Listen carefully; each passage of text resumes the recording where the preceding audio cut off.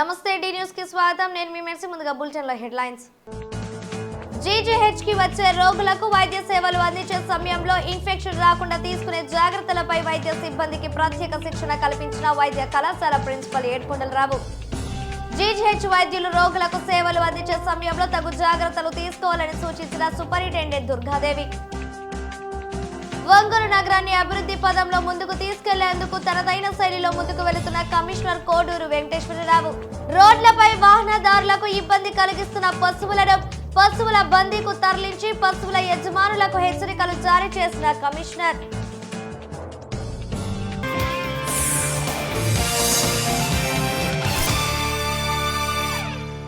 ఇక వివరాలకు వెళితే జీజీహెచ్ కి వచ్చే రోగులకు వైద్య సేవలు అందించే సమయంలో ఒకరి నుండి మరొకరికి ఇన్ఫెక్షన్ రాకుండా తీసుకునే జాగ్రత్తలపై ఒంగోలు ప్రభుత్వ వైద్య కళాశాల లెక్చరర్ గ్యాలరీలో ప్రత్యేక శిక్షణ ఇచ్చారు. జీజీహెచ్ వైద్యులు వైద్య సిబ్బంది రోగులకు వైద్య సేవలు అందించే సమయంలో తీసుకునే జాగ్రత్తల గురించి ఒంగోలు ప్రభుత్వ వైద్య కళాశాల principal Yedukondalarao GGH superintendent Durgadevi వివరించారు. ఈ కార్యక్రమంలో ప్రివెంటివ్ మెడిసిన్ అసోసియేట్ ప్రొఫెసర్ తిరుమలరావుతో పాటు పలువురు పాల్గొన్నారు.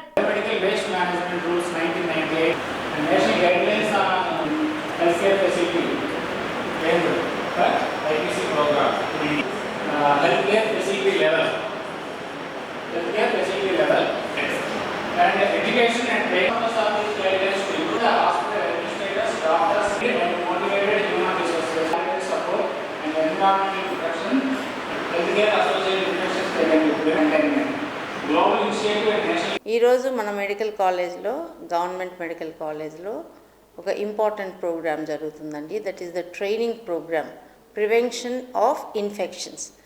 అంటే మనకి ఇన్ఫెక్షన్ రాకుండా ముందే జాగ్రత్తలు తీసుకోవటం అన్నమాట. ఈ కొంతమంది డాక్టర్స్ నర్సింగ్ స్టాఫ్ విజయవాడలో ట్రైనింగ్ అయ్యి వచ్చారు. ఆ ట్రైనింగ్ అయ్యి వచ్చిన డాక్టర్స్ నర్సెస్ ఇక్కడ వేరే వాళ్ళకి ట్రైనింగ్ ఇస్తారు అనమాట. 2 days programme starts from 2 o'clock to 4:30. అలా వారానికి ఒక 2 days ఒక్కొక్క 100 మంది బ్యాచ్ ఉంటారండి. తర్వాత మళ్ళీ నెక్స్ట్ వీక్ ఇంకొక 2 days అలా 10 sessions ఉంటాయి అన్నమాట. సో ఆ 10 sessionsలో ఏంటంటే ఇన్ఫెక్షన్ని ఎలా ప్రివెంట్ చేయొచ్చు మన హాస్పిటల్లో, ఎస్పెషలీ మనం హాస్పిటల్ గురించి మాట్లాడుతున్నాం కాబట్టి హాస్పిటల్లో పేషెంట్స్ వస్తారు.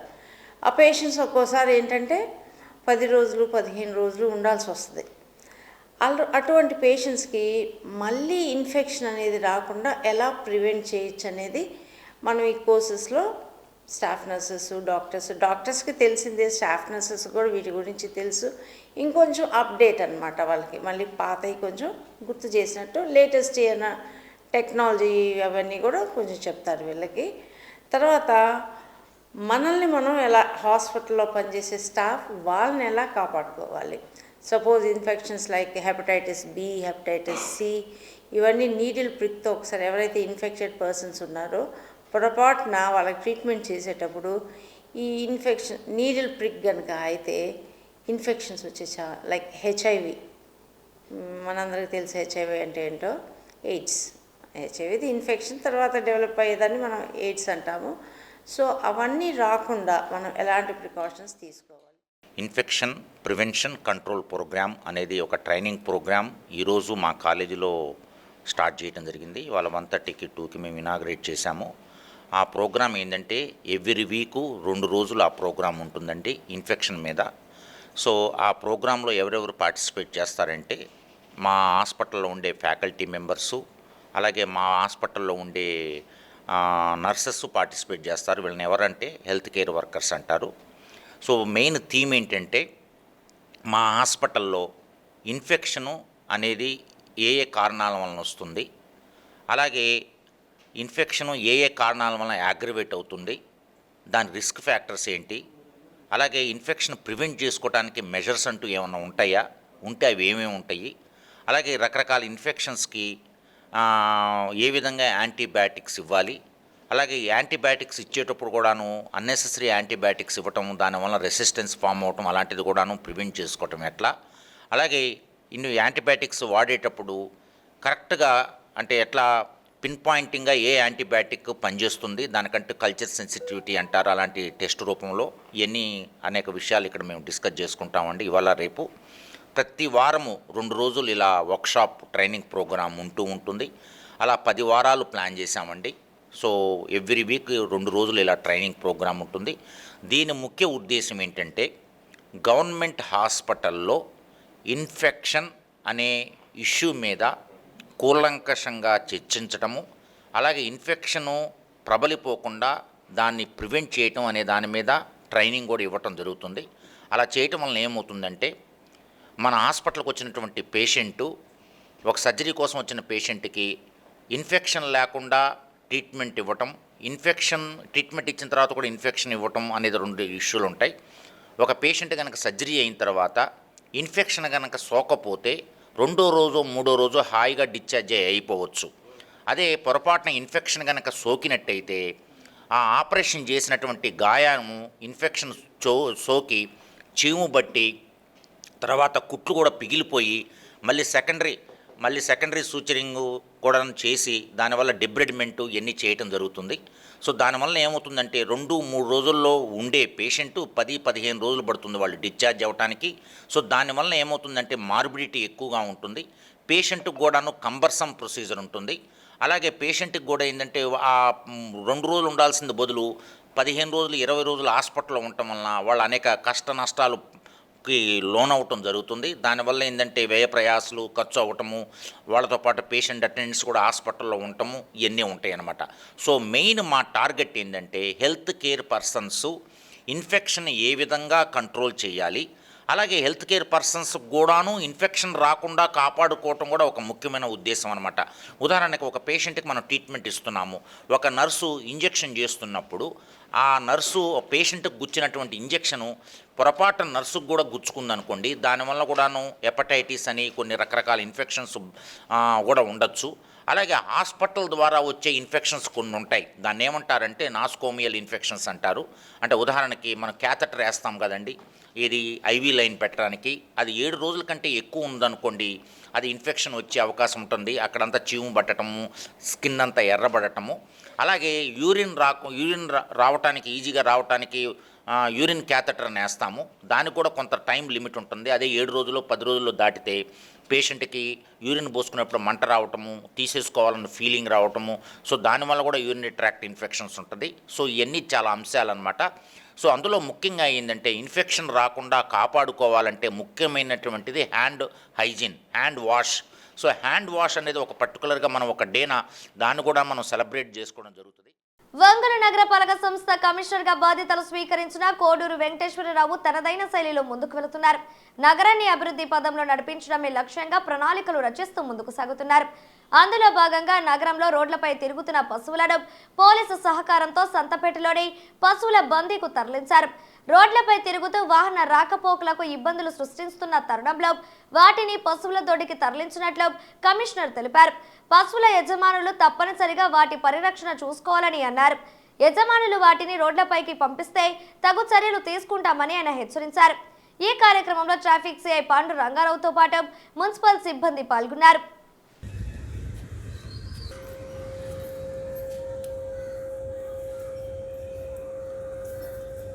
అందరికీ నమస్కారం.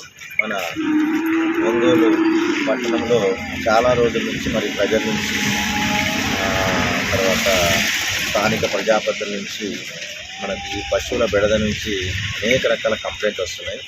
ఈ నేపథ్యంలో మన పోలీస్ డిపార్ట్మెంట్ వారి యొక్క సహకారం తీసుకొని మరి ఈరోజు దాదాపు 52 పశువులను మనం ఇక్కడ పందుల బంధించడం జరిగింది. ఈ పశువుల వల్ల ఒకటి ట్రాఫిక్ తీవ్రమైనటువంటి ఇబ్బందులు, ప్రమాదాలు జరుగుతున్నాయి. రెండవది నడుచుకుంటూ వెళ్ళేటువంటి వృద్ధులను ఈ పశువులు తోసేయడం వల్ల దానివల్ల కూడా ప్రమాదాలకు గురవుతున్నారు. మూడవది మేమంతా కూడా రోడ్లు శుభ్రంగా చేస్తే అక్కడంతా కూడా పేడ వేసి మరి అస్తవ్యస్తమైనటువంటి పారిశుద్ధ్యానికి కూడా ఈ పశువులు కారణమవుతున్న నేపథ్యంలో పోలీస్ డిపార్ట్మెంటు, మున్సిపల్ శాఖ సమన్వయంతో మరి ఇక్కడ ఉన్న పశువులన్నింటినీ కూడా పట్టివేసే కార్యక్రమం జరుగుతుంది. ఈరోజు దాదాపు 52 పశువులు ఇక్కడ ఈ పందుల దొడ్లో మనం బంధించడం జరిగింది. వీటి యజమానులకు మరొకసారి మేము విజ్ఞప్తి చేస్తున్నాం. ఒంగోలు నగరంలోని శ్రీగిరి గాంధీ కొండ వద్ద నిర్వహిస్తున్న వినాయక చవితి ఉత్సవాలు వైభవపేతంగా సాగుతున్నాయి. ఈ సందర్భంగా మంగళవారం మధ్యాహ్నం 1 టౌన్ సిఐ వై నాగరాజు పూజా కార్యక్రమంలో పాల్గొన్నారు. అనంతరం ప్రమీల ఆధ్వర్యంలో నిర్వహించిన అన్నదాన కార్యక్రమంలో సుమారు 1000 మంది భక్తులు పాల్గొని అన్న ప్రసాదాన్ని స్వీకరించారు. కార్యక్రమంలో భాగంగా సిఐ నాగరాజు వందలాదిగా తరలివచ్చిన భక్తులకు అన్న ప్రసాదాన్ని వడ్డించారు. ఈ కార్యక్రమంలో 27వ డివిజన్ కార్పొరేటర్ జడ వెంకటేష్, టీడీపీ ఎక్స్ కౌన్సిలర్ తూము సుబ్బారావు, పొటేళ్ల సుబ్రహ్మణ్యం, దుర్గమ్మ, నారాయణ, గాబ్రియేలు, అనిల్, వెంకట్రావు, ప్రసాద్, సునీల్, తిమోచి, చెన్నకేశవర్లు, నాని, బుజ్జి కమిటీ సభ్యులు పాల్గొన్నారు.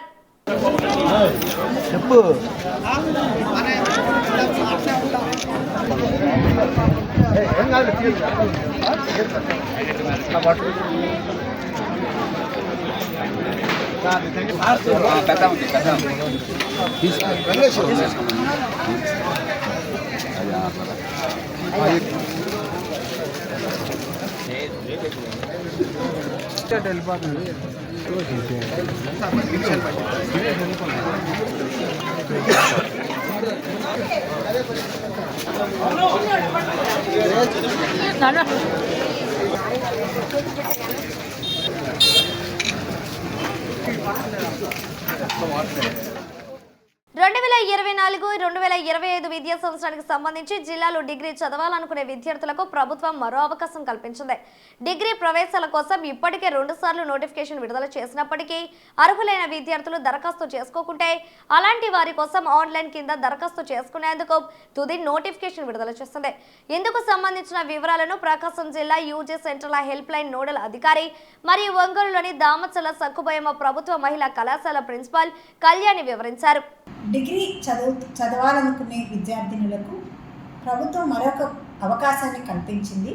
ఇప్పటి వరకు 2 దఫాలుగా కౌన్సిలింగ్ జరిగింది. అయితే మరొకసారి స్టూడెంట్స్ ఎవరైనా సరే డిగ్రీ చదవాలనుకునే విద్యార్థినులకు రిజిస్ట్రేషన్ అనేది 10వ తారీఖు నుండి 11వ తారీఖు వరకు ఈ నెల అంటే ఈరోజు రేపు రిజిస్ట్రేషన్స్ చేసుకోవచ్చు. ఆల్రెడీ రిజిస్ట్రేషన్ అయిపోయిన వాళ్ళు మళ్ళీ తిరిగి రిజిస్ట్రేషన్ చేయాల్సిన అవసరం ఉండదు. రిజిస్ట్రేషన్ పూర్తయిన వాళ్ళు సర్టిఫికేట్ వెరిఫికేషన్ అనేది 11 నుండి 13వ తారీఖు వరకు జరుగుతుంది. అదే సమయంలో వెబ్ ఆప్షన్స్ కూడా ఇచ్చుకోవచ్చు 11 నుంచి 14 వరకు. 15వ తారీఖున ఒకవేళ తప్పుగా ఏమైనా వెబ్ ఆప్షన్స్ ఇచ్చినా ఒక కళాశాల నుండి ఇంకో కళాశాలకి లేదా ఒక కోర్సు నుండి ఇంకో కోర్సు ప్రోగ్రామ్కి మారాలనుకున్న వెబ్ ఆప్షన్స్ అనేది change of web options 15 September 2024 చేసుకోవచ్చు. అయిపోయిన తర్వాత 18వ తారీఖున సీట్ అలాట్మెంట్ జరుగుతుంది. పిల్లలు ఆరోగ్యంగా ఉండాలంటే వివిధ పోషకాలతో కూడిన ఆహార పదార్థాలు తప్పక అందించాలని ఒంగోలు అర్బన్ సిడిపిఓ రాజకుమారి అన్నారు. పోషక మాసోత్సవాలలో భాగంగా నగర పరిధిలోని ఏ సెక్టర్ అయిన Indira colony, NGO home, anganwadi కేంద్రాల సంయుక్త ఆధ్వర్యంలో జరిగిన కార్యక్రమంలో ఆమె ముఖ్య అతిథిగా పాల్గొన్నారు. ఈ సందర్భంగా అంగన్వాడీ కేంద్రాలలో గర్భిణీలకు, బాలింతలకు అందించే పోషక ఆహారాలను చక్కగా అలంకరించి ప్రదర్శనలు ఉంచారు. ఈ సందర్భంగా రాజకుమారి మాట్లాడుతూ పోషక ఉత్సవాల్లో భాగంగా అర్బన్ పరిధిలోని ప్రతి అంగన్వాడీ కేంద్రం నందు గర్భిణీలకు, బాలింతలకు అవగాహన సదస్సులు నిర్వహిస్తున్నట్లు ఆమె తెలిపారు. ప్రతి ఒక్కరూ తాము తినే ఆహార పదార్థాలలో తప్పనిసరిగా ఆకుకూరలు, గుడ్లు, పాలు తప్పనిసరిగా ఉండేలా చూసుకోవాలని సూచించారు. ఇప్పటికే అంగన్వాడీ కేంద్రాల ద్వారా రాష్ట్ర ప్రభుత్వం గర్భిణీలు, బాలింతలు, చిన్నారులకు బాలమృతంతో పాటు గుడ్లు, రాగిపిండి, బియ్యం వంటివి అందిస్తున్నారని పేర్కొన్నారు. ఈ కార్యక్రమంలో సెక్టర్ పర్యవేక్షకురాలు ఆదిలక్ష్మి, అంగన్వాడీ కార్యకర్తలు లక్ష్మి, ఎలిజబెత్తో పాటు బాలింతలు, గర్భిణీలు, చిన్నారులు పాల్గొన్నారు.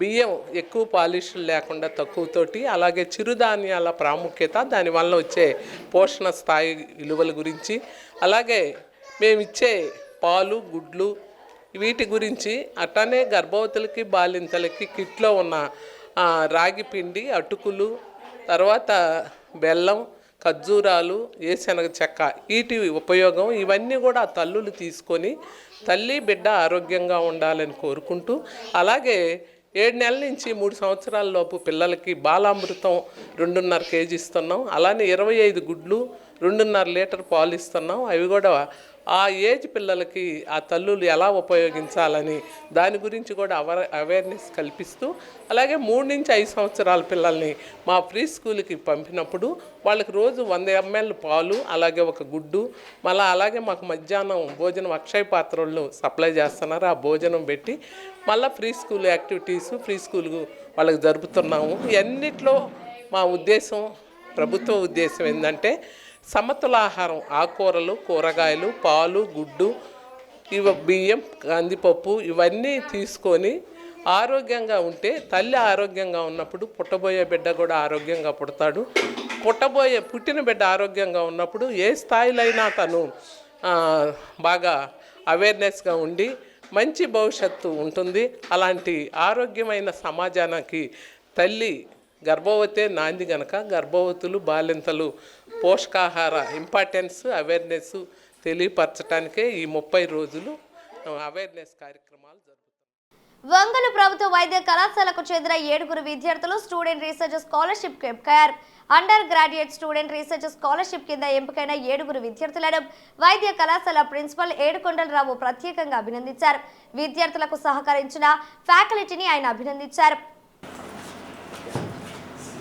ఎంబీబీఎస్ అవుతున్న స్టూడెంట్స్కి ఏంటంటే, మన రీసెంట్గా మేము పంపించినటువంటి ప్రపోజల్స్ యూనివర్సిటీ ఆఫ్ హెల్త్ సైన్సెస్కి, ఎన్టీఆర్ యూనివర్సిటీకి కొన్ని ప్రపోజల్స్ పంపించాము. రీసెర్చ్ మీద, పరిశోధన మీద ఒక 7-8 పేపర్స్ పంపించడం జరిగింది. అవి గుర్తింపు పొంది సెలెక్ట్ చేయడం జరిగిందండి. మా కాలేజీకి సంబంధించినటువంటి 7 అండర్ గ్రాడ్యుయేట్ ఎంబీబీఎస్ స్టూడెంట్స్కి యూజీఎస్ఆర్ఎస్ అంటారు, అంటే అండర్ గ్రాడ్యుయేటెడ్ స్కాలర్షిప్స్ వస్తుంటాయి అన్నమాట. స్టూడెంట్ రీసెర్చ్ స్కాలర్షిప్ అంటారు. యూజీఎస్ఆర్ఎస్ అంటే under graduate student research scholarship. మా స్టూడెంట్స్కి 7 స్టూడెంట్స్కి అవి రావటం అనేది చాలా హ్యాపీగా ఫీల్ అవుతున్నాను, సంతోషంగా ఫీల్ అవుతున్నానండి. నిజంగా అది వాళ్ళు చాలా చేసిన హార్డ్ వర్క్ అది. అలాగే వాళ్ళ హెడ్ ఆఫ్ ది డిపార్ట్మెంట్స్ అయినటువంటి ఎస్పీఎం డిపార్ట్మెంటు, అలాగే ఫార్మకాలజీ డిపార్ట్మెంట్ హెచ్ఓడీస్ వాళ్ళ సహకారంతో ప్రపోజల్స్ పంపించామండి. అది ఎలా ఉంటుందంటే, ప్రతి మెడికల్ కాలేజీ నుంచి యూనివర్సిటీ ఇన్వైట్ చేసింది ఇలాంటి అప్లికేషన్స్. సో మా కాలేజీ నుంచి 7 పంపించారు, 7 సెలెక్ట్ చేయడం జరిగింది. Ongole medical college, government medical college Ongole సంబంధించినటువంటి 7 స్టూడెంట్స్కి అది అలాట్ చేయడం జరిగింది. అది చాలా గర్వకారణం అండి. నిజంగా హ్యాపీగా ఫీల్ అవుతున్నాను యాజ్ ఎ ప్రిన్సిపల్గా, అలాగే హెడ్ ఆఫ్ ది ఇన్స్టిట్యూట్గా నేను చాలా హ్యాపీగా ఫీల్ అవుతున్నాను.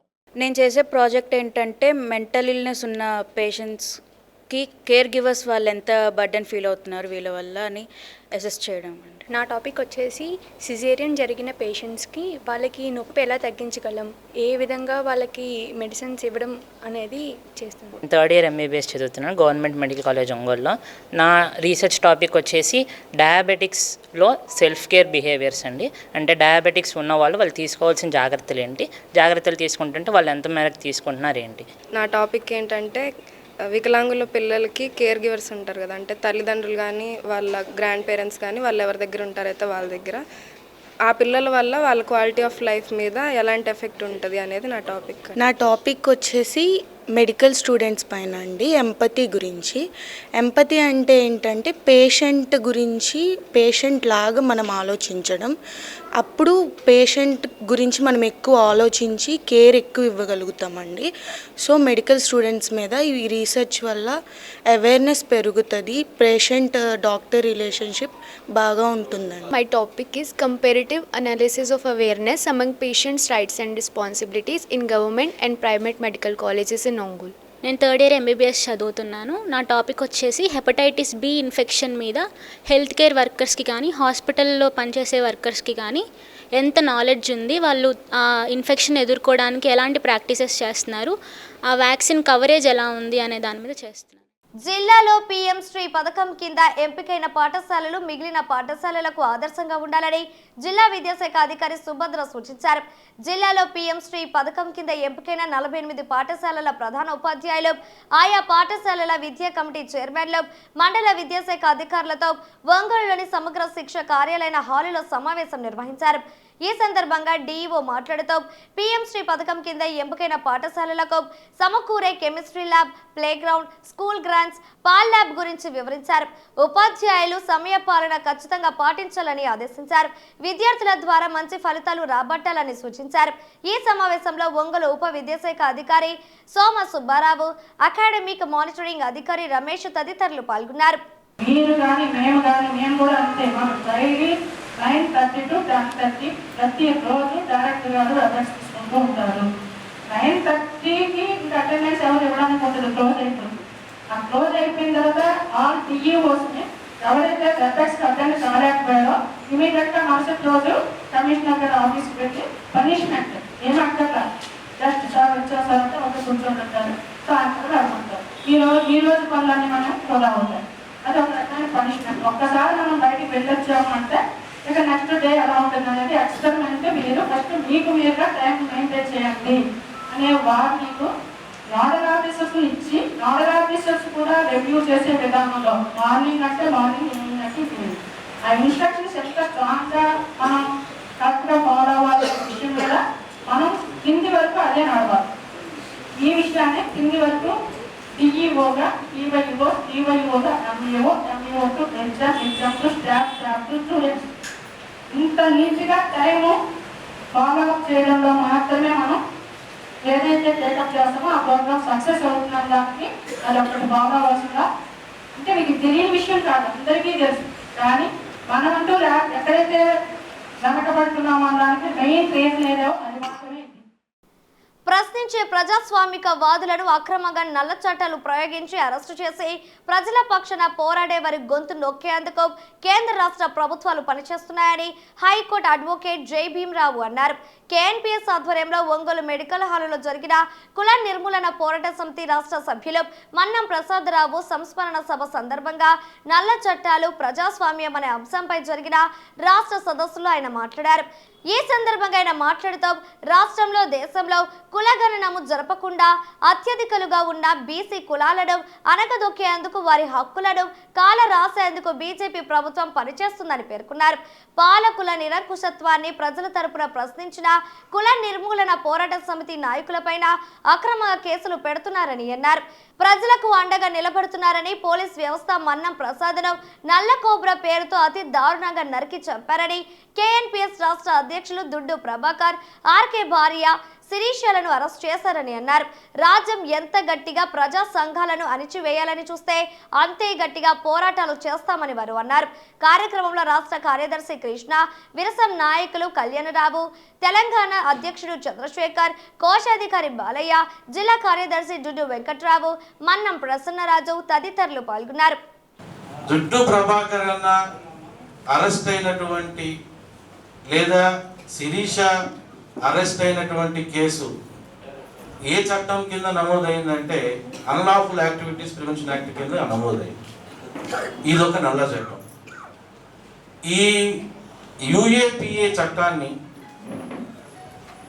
అమలు చేస్తూ చాలామంది ప్రజాస్వామికవాదుల్ని అరెస్ట్ చేయడానికి సిద్ధపడుతున్నటువంటి పరిస్థితుల్లో ఉన్నాం. అయితే దుడ్డు ప్రభాకర్ని ఏ విధంగా ఈ కేసులో ఇరికించారు, ఏ విధంగా ఈ కేసులో ఆయన్ని జైలుకి పంపించారు అనే విషయాన్ని ఒక్కసారి పరిశీలిస్తే దాని తర్వాత వచ్చినటువంటి చట్టాలన్నింటినీ కూడా మనం కూలంకషంగా చెప్పుకోవచ్చు. ఒకటి, దుడ్డు ప్రభాకర్ని కానీ శిరీషాని కానీ అరెస్ట్ చేయడానికి గల ప్రధాన కారణం ఏమిటి? ఒక ఎఫ్ఐఆర్. అది ఎక్కడ జరిగింది? నగర్నార్ అనే ప్రాంతంలో జరిగింది. ఆ నగర్నార్ అనే ప్రాంతంలో ఏం జరిగింది? పోలీసులకి మావోయిస్టులకి మధ్య కాల్పులు జరిగినాయి. ఆ కాల్పుల్లో ఎవరు చనిపోయారు? మావోయిస్టులు అనేవాళ్ళు చనిపోయారు. ఇది 2019లో జరిగింది. మావోయిస్టులు ఎంతమంది చనిపోయారు? 6 చనిపోయారు. ఒంగోలులోని పీవీఆర్ బాలకున్నత పాఠశాలలో ఫిజికల్ డైరెక్టర్ జ్యోత్స్నపై వచ్చిన ఆరోపణలపై డిప్యూటీ కలెక్టర్ లోకేశ్వరరావు విచారణ జరిపించారు. ఆ పాఠశాలలో చదువుతున్న తన కుమార్తెలను ఫిజికల్ డైరెక్టర్ అసభ్య పదజాలంతో దూషిస్తూ అందరి ముందు కొడుతున్నారంటూ విద్యార్థినుల తల్లి జిల్లా కలెక్టర్కు ఫిర్యాదు చేశారు. స్పందించిన జిల్లా కలెక్టర్ తమ్మిం అన్సరియా విచారణకు ఆదేశించారు. ఈ ఘటనపై విచారించి నివేదిక అందించాలని డిప్యూటీ కలెక్టర్ లోకేశ్వరరావును ఆదేశించారు. ఈ నేపథ్యంలో విచారణ అధికారి లోకేశ్వరరావు పీవీఆర్ బాలికోన్నత పాఠశాల ప్రధాన ఉపాధ్యాయులు విద్యార్థులను ఫిర్యాదు చేసిన విద్యార్థుల తల్లి ఫిజికల్ డైరెక్టర్ను విడివిడిగా విచారించారు. ఫిజికల్ డైరెక్టర్ వ్యవహార శైలిపై విద్యార్థులతో మాట్లాడారు. విచారణ అనంతరం డిప్యూటీ కలెక్టర్ లోకేశ్వరరావు మీడియాతో మాట్లాడుతూ విచారణకు సంబంధించిన నివేదికను జిల్లా కలెక్టర్కు అందించనున్నట్లు తెలిపారు.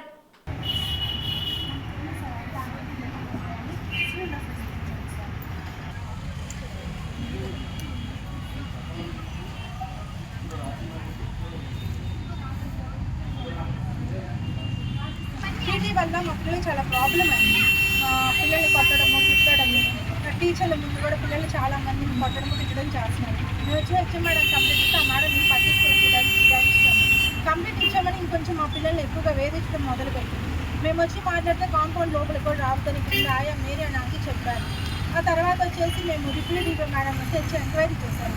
హెచ్ఎం మేడం స్కూల్ పరువు కొద్దనేసరికి మేము ఆగిపోయాము. ఇప్పుడు తర్వాత ఇంకా పిల్లల్ని వాటర్ కూడా తాగలేకుండా ఇబ్బందులు పెట్టి నేను కలెక్టర్ గారికి వెళ్ళి అర్జీ ఇచ్చేస్తే ఇప్పుడు డిప్యూటీ కలెక్టర్ గారు సార్ వచ్చి ఎంక్వైరీ చేశారు. కొంతమంది విద్యార్థినులు వాళ్ళకి విద్య నేర్పుతున్న పీడీ టీచర్ పైన కొన్ని అభియోగాలు ఉన్నట్లు కంప్లైంట్ చేయడం జరిగింది. వాళ్ళ పేరెంట్స్ కలెక్టర్ గారికి కంప్లైంట్ చేశారు. కలెక్టర్ గారు ఆ కంప్లైంట్ బేస్ చేసుకుని స్థాయి విచారణ చేసి రిపోర్ట్ చేయాలి. ఆ సందర్భంలో ఈరోజు పీవీఆర్ పాలసీ ఎక్స్పర్ట్ ఇక్కడ వచ్చేసి ఎవరైతే 8th class 10th class students అమ్మాయిలు విచారించి తర్వాత టీచర్స్ కూడా వివరాలు కలిగి తెలుస్తుంది. దీనికి సంబంధించి ఇక్కడ ఏం జరుగుతుంది వాస్తవ పరిస్థితి తెలుసుకుని కొంతమంది స్టేట్మెంట్స్ రాకపోవడం తీసుకుని హెచ్ఎం గారిని కూడా దీన్ని బేస్ చేసుకుని డీటెయిల్ రిపోర్ట్ నేను కలెక్టర్ గారికి సబ్మిట్ చేస్తాను. కేంద్ర రాష్ట్ర ప్రభుత్వాలు బీసీ కులగణను వెంటనే చేపట్టాలని బహుజన సమాజ్వాదీ పార్టీ రాష్ట్ర అధ్యక్షులు పరంజ్యోతి డిమాండ్ చేశారు. ఒంగోలు నగరంలోని హోటల్ కోలస్ నందు జరిగిన కులగణన బీసీ సదస్సు కార్యక్రమంలో ఆయన ముఖ్య అతిథిగా పాల్గొన్నారు. ఈ సదస్సుకు ఒంగోలు పార్లమెంట్ అధ్యక్షులు ధర్నికోట లక్ష్మీనారాయణ అధ్యక్షత వహించారు. అనంతరం రాష్ట్ర అధ్యక్షులు పరంజ్యోతి మాట్లాడుతూ స్వాతంత్ర్యం వచ్చి 75 ఏళ్లు గడిచినా బీసీలకు రాజ్యాధికారం రాకపోవడం బాధాకరమని అన్నారు. రాష్ట్రంలో అత్యధిక సంఖ్యలో బీసీలు ఉన్నప్పటికీ అగ్రవర్ణులు మాత్రమే రాజ్యం ఏలుతున్నారని మండిపడ్డారు. బీసీలు మనుగడ చెందాలంటే కులగణనతోనే సాధ్యమని పేర్కొన్నారు. ఈ సమావేశంలో సమాజ్వాదీ పార్టీ జిల్లా అధ్యక్షులు వెంకటస్వామి, చావలి సుధాకర్, తన్నీరు ఆంజనేయులు, బొట్ల సుబ్బారావు, మస్తన్ రావు, దాసరి సుందరం, పేరయ్య, మట్టే రాఘవ, కుట్టుబోయిన కోటి, ఆంజనేయులతో పాటు బీసీ సంఘాల నాయకులు పాల్గొన్నారు. దేశంలో ప్రధానమైనటువంటి పార్టీలు ఏవైతే ఉన్నాయో కులగణన చేయని చెప్పి స్పష్టంగా చెప్తూ ఉన్నారు. ఆర్ఎస్ఎస్ కాదంటాడు. ఇంకొక నాయకుడు ఇంకొక మీటింగ్లో మాట్లాడుతూ ఇది ఒక ఎక్స్రేలాగా పనిచేస్తుందని మరి మాట్లాడుతున్నాడు. ఎందుకంటే ఇది చాలా పెద్ద సమస్య అని వాళ్ళకి తెలుసు. ఎందుకంటే ఈ బీసీలు ముందుకు వచ్చి రాజ్యాధికారంలో ముందుకు వస్తారో వీళ్ళ పునాదులు కలుగుతాయి. అసలు ఉన్నటువంటి 3 కులాలు కూడా అట్టడుగున పడిపోతారు. ఆ పరిస్థితి అయితే కొన్ని సంవత్సరాలుగా కేంద్ర ప్రభుత్వం మరియు రాష్ట్ర ప్రభుత్వం 2 ప్రభుత్వాలు కూడా బీసీ కులగణన అనేటువంటిది చాలా అవసరం కాబట్టి ఈ కుల జనగణన అనేటువంటి కార్యక్రమాన్ని ఖచ్చితంగా జరిపించాలని చెప్పి డిమాండ్ చేస్తూ ఉన్నాం. ఆ మేరకు ఏదైతే బీసీ కులాలకు సంబంధించినటువంటి వాళ్ళ యొక్క డిమాండ్ ఏదైతే ఉందో భారతదేశ వ్యాప్తంగా ఈ రాష్ట్రంలో కూడా దాన్ని అనుసరించి ఈ కేంద్ర రాష్ట్ర ప్రభుత్వాలు జరిపించాలని చెప్పి డిమాండ్ చేస్తున్నాం. ముఖ్యంగా మరి ఈ కేంద్ర ప్రభుత్వం కానీ ఈ రాష్ట్ర ప్రభుత్వం కానీ కేవలం బీసీ కులాల యొక్క సంఖ్యని అధికారికంగా లెక్క పెట్టకుండా కేవలం ఏదో సర్వేలు చేయించి ఇదిగో ఈ కులాలు ఎంతున్నారు ఈ కులాలు ఎంతున్నారు అని చెప్పేసి ఏదో నోటు లెక్కలతోటి మేము ఈ లెక్కలతోటి మేము ఈ సంక్షేమ కార్యక్రమాలు ఆ కార్యక్రమాలు చేపడతామని చెప్పి చెప్పడం అనేటువంటిది ఇంక ఏమాత్రం కూడా దానికి మేము ఒప్పుకోవడానికి సిద్ధంగా లేవని చెప్పి ఈ రోజున బీసీ సంఘాలు దేశవ్యాప్తంగా డిమాండ్ చేస్తూ ఉన్నాయి. కాబట్టి ఈ డిమాండ్ని ముందుకు తీసుకెళ్తూ బహుజన్ సమాజ్ పార్టీ మరి దేశవ్యాప్తంగాను రాష్ట్ర వ్యాప్తంగాను ఈ జన కులగణన జరగాలనేటువంటి డిమాండ్ తోటి అన్ని బీసీ సంఘాలని కలుపుకొని మరి ఒక ప్రజా ఉద్యమాన్ని ఈ రోజున ముందుకు తీసుకెళ్లాలనేటువంటి ఉద్దేశంతో ఈ కార్యక్రమాన్ని చేపడుతున్నాం. వివిధ సంఘాల నుంచి ఇచ్చేసినటువంటి అందరికీ పేరు పేరున ధన్యవాదాలు తెలియజేస్తున్నాం. బీసీ మిత్రులారా, ఆలోచించండి, ప్రతి ఒక్కళ్ళు కూడా 75 సంవత్సరాల నుంచి బీసీలకు అన్యాయం చేస్తున్నటువంటి ఈ మనువాద పార్టీలు మరి ఎందుకు బీసీ కులగణన తీసి బీసీలకు రావాల్సిన హక్కులు ఎందుకు ఇవ్వట్లేదో ప్రతి ఒక్కళ్ళు ఆలోచించాల్సిన అవసరం ఉంది. ఇప్పటికే మోసపోయాం, ఇంకా మోసపోవటానికి ఇంకా సిద్ధంగా లేము. ఈ రోజున బీఎస్పీ పార్టీ ఎత్తుకున్నటువంటి ఈ కార్యక్రమానికి బీసీ కులగణన తీయాలి, బీసీలు ఎంత వాళ్ళకంత వాటా ఇవ్వాలనే నినాదానికి ఈ రాష్ట్రంలో ఉన్నటువంటి ఈ జిల్లాలో ఉన్నటువంటి ప్రతి ఒక్క బీసీ నాయకులు, ప్రజాస్వామ్యవాదులు అందరూ కూడా మద్దతు తెలియజేసి ఈ ఉద్యమాన్ని రాష్ట్ర స్థాయిలో తీసుకెళ్ళి బీసీ కులగణన చేసి బీసీలు ఎంతమంది ఉన్నారో అంత శాతం వాళ్ళకు వాటా వచ్చేదాకా ఈ ఉద్యమాన్ని ముందుకు తీసుకెళ్తామని చెప్పేసి తెలియజేస్తూ మరి ఈ కార్యక్రమానికి ఇచ్చేసినటువంటి ప్రతి ఒక్కరికి పేరు పేరున ధన్యవాదాలు. కులాల వారీగా జనగణన జరిగితే తప్పనిసరిగా బీసీ కులాలకు రావాల్సినటువంటి వాటా వాళ్ళ యొక్క బడ్జెట్ వాళ్ళకి వస్తుంది, అభివృద్ధి చెందుతారు.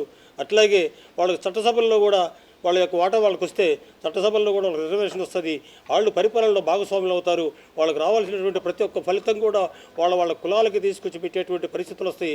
అప్పుడే ఈ దేశానికి మొత్తానికి కూడా సామాజిక న్యాయం జరుగుతుంది, సమసమాజం వస్తుంది. అందరూ కూడా కలిసి ఉండటానికి, అందరూ కూడా ఈ దేశ సంపదను సక్రమంగా అనుభవించడానికి అవకాశం వస్తుందని దాని మీదనే ఈ పోరాటం జరుగుతుంది.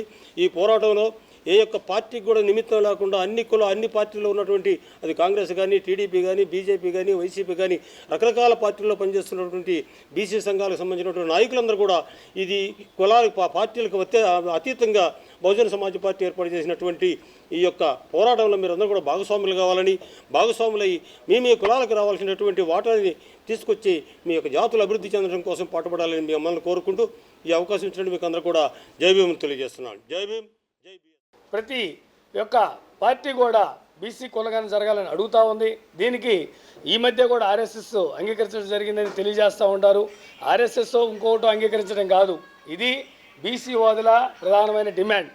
దీనిలో భాగంగా ప్రతి సమాజంలో ప్రతి ఒక్క కులం యొక్క కులగణన జరిగితే వారి జనాభా దామాషా ప్రకారం వారికి రావాల్సిన ప్రతి ఒక్క ఆర్థిక పంపిణీ కానీ అన్ని విషయాల్లో కూడా వాటా కావాలి. అలాగే రాజకీయంగా కూడా మరిన్ని స్థానాల్లో ఎమ్మెల్యేలుగా, ఎంపీలుగా మనోళ్ళు వచ్చి అందరికి కూడా సామాజిక సమన్వయం ఏర్పాటు కావాలని కోరుకుంటూ దీనికి ఈరోజు బీఎస్పీ నాయకులు ముందుండి ఈ కార్యక్రమాన్ని ఏర్పాటు చేసినందుకు వీరందరికీ కూడా ధన్యవాదాలు తెలియజేస్తూ వంగల భాగ్యనగర్లోని శ్రీహరి గుప్తా నిర్యాన్ అపార్ట్మెంట్లో ఏర్పాటు చేసిన గణేశునికి సోమవారం పెద్దిరెడ్డి బ్రహ్మారెడ్డి, సుధాకర్ రావు, నల్లమల్లుపు బ్రహ్మారెడ్డి, రమణ, మేకల అంజురెడ్డి, అంకిరెడ్డిల ఆధ్వర్యంలో విశేష పూజలు నిర్వహించారు.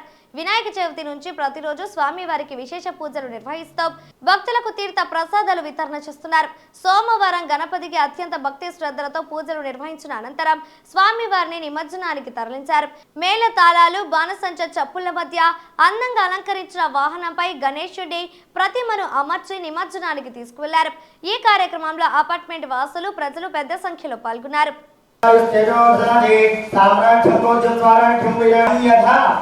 శరణం నాస్తి త్వమేవ శరణం విఘ్నేశ్వర. మా యొక్క మంగళహారతి కార్యక్రమం జరుగుతున్న స్వామివారికి రాష్ట్ర కాబట్టి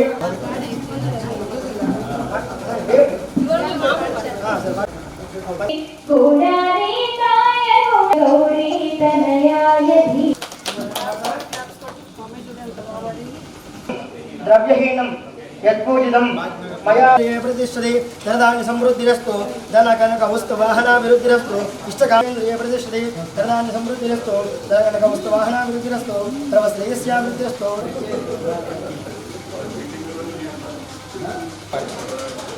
దంతాయ వక్రతుండాయ గౌరీతనయాయ ధీమహి గజేశానాయ బాలచంద్రాయ శ్రీగణేశాయ ధీమహి ఏకదంతాయ వక్రతుండాయ గౌరీతనయాయ ధీమహి గజేశానాయ బాలచంద్రాయ శ్రీగణేశాయ ధీమహి గానచతురాయ గానప్రాణాయ గానాంతరాత్మనే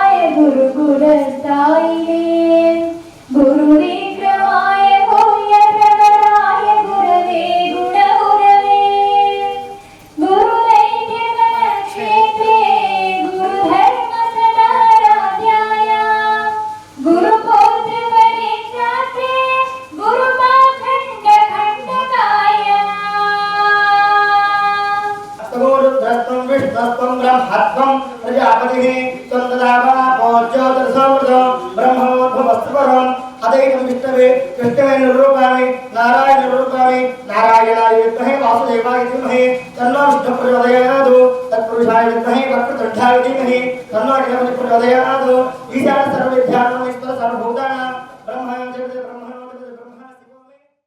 ప్రాథమిక ఆరోగ్య కేంద్రంలో పనిచేసే డాక్టర్లు సర్వీస్ కోటా తగ్గిస్తూ ప్రభుత్వం ఉత్తర్వులు జారీ చేయడాన్ని నిరసిస్తూ అక్కడి డాక్టర్లు నల్ల బ్యాచ్లు పెట్టుకొని విధులకు హాజరయ్యారు. క్లినికల్ డిగ్రీలో 30%, నాన్ క్లినికల్ డిగ్రీలో 50% సర్వీసు కోటా తగ్గిస్తూ ప్రభుత్వం జీవో జారీ చేయడం సరికాదని ఆంధ్రప్రదేశ్ ప్రాథమిక ఆరోగ్య కేంద్రాల సంఘం ప్రకాశం జిల్లా అధ్యక్షుడు రాహుల్ తెలిపారు. ప్రభుత్వం జారీ చేసిన జీవో వెంటనే ఉపసంహరించుకోవాలని డిమాండ్ చేశారు. సర్వీస్ కోటాను దృష్టిలో పెట్టుకొని ఎంతోమంది డాక్టర్లు ఉద్యోగాల్లో చేరి కోవిడ్ టైంలో కూడా వాళ్ళ సేవలను అందించిన వాళ్ళకి ఈ నిర్ణయం అసనిపాతంగా మారింది. కాబట్టి ప్రభుత్వం త్వరగా వెంటనే ఈ జీవో నెంబర్ 85ని రివోక్ చేసి పాత సర్వీస్ కోటాను పునరుద్ధరించాలని కోరుకుంటూ మేము మా నిరసన కార్యక్రమాలని ఈ రోజు నుంచి మొదలుపెట్టాము. దశల వారీగా మా నిరసన కార్యక్రమాలు చేపడతాము. ఖచ్చితంగా ఈ జీవో నెంబర్ 85ని ప్రభుత్వం వెనక్కి తీసుకునేదాకా మా పోరాటం కొనసాగుతుందని తెలియజేస్తూ ప్రభుత్వం త్వరగా జీవో నెంబర్ 85ని రివోక్ చేసి పాత సర్వీస్ కోటాను కొనసాగించాలని కోరుకుంటున్నాను. ఒంగోలు నగరంలో గణేష్ నవరాత్రి ఉత్సవాలు అత్యంత భక్తి శ్రద్ధలతో కోలాహలంగా సాగుతున్నాయి.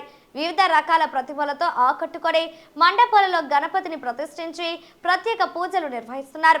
ఒంగోలులోని మరాఠీపాలెంలో ఛత్రపతి శివాజీ యూత్ అసోసియేషన్ ఆధ్వర్యంలో అంగరంగ వైభవంగా గణేష్ ఉత్సవాలు నిర్వహిస్తున్నారు. అందమైన మండపంలో ప్రతిష్ఠించిన గణపతి దేవునికి సోమవారం కాలే వెంకటేశ్వర్లు, విజయలక్ష్మి, కాలే మస్తన్ రావు, శ్రావణి దంపతులు ప్రత్యేక పూజలు నిర్వహించారు. ఉదయం సాయంత్రం ప్రత్యేక పూజలు చేయడంతో పాటు భక్తులకు తీర్థ ప్రసాదాల వితరణ చేస్తున్నారు. వివిధ రకాల సాంస్కృతిక కార్యక్రమాలను కూడా ఏర్పాటు చేశారు. ఈ పూజా కార్యక్రమంలో నరేష్, బాలాజీ, అశోక్, ప్రకాష్, నారాయణ, నాగేశ్వరరావు, ప్రసాద్, శ్రీను, అశోక్, అజయ్, నవీన్, పూజిత్, వినయ్, కుమార్, సునీల్ పాల్గొన్నారు.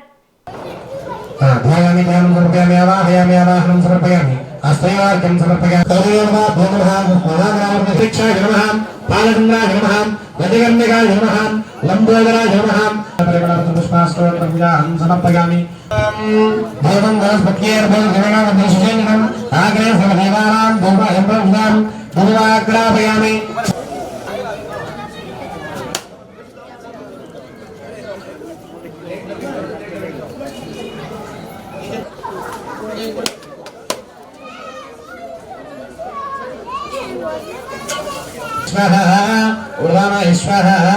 సమాన బ్రహ్మణేశ్వ మధ్యే మధ్యే ఉదకపానీయం సమర్పయామి. పుంసాన్మోహన రూపాయ పుణ్యశ్లోకాయ మంగళం ఆనంద కర్పూర మంగళ నిరాజనం దర్శయామి.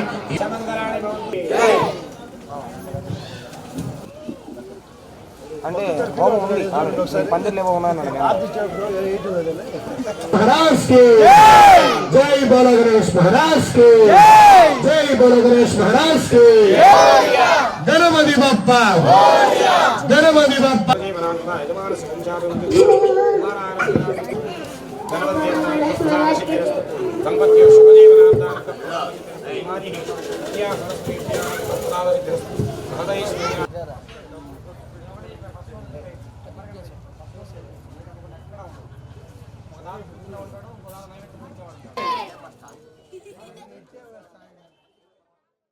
ఇవి బులెటిన్లోని విశేషాలు. తిరిగి మరో బులెటిన్లో కలుద్దాం. అప్పటి వరకు keep watching the news Ongole.